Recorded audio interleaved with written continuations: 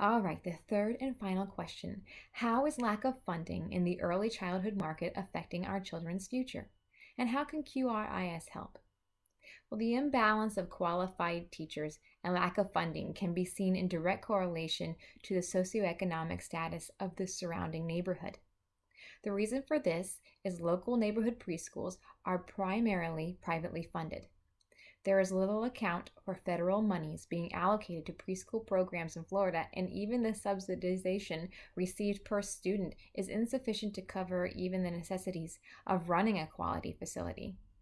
To hire and retain qualified teachers, they must be paid a competitive wage.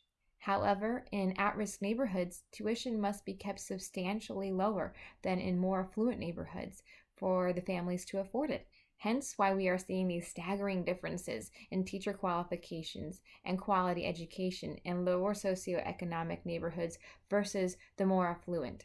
So, yes, lack of funding is negatively impacting these children's futures.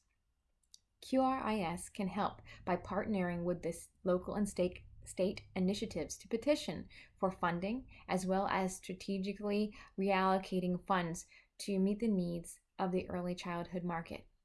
QRIS looks at all the moving parts of a state's current system and appeals for funding in a variety of ways. Some states partner with businesses, colleges, or they even develop tax credits, grants, and scholarships for providers to attain.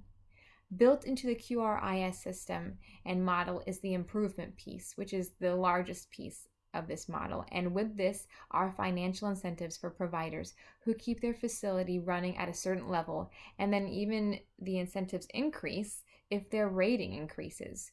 So another concept QRIS focuses on is the positive long-term effects of QRIS.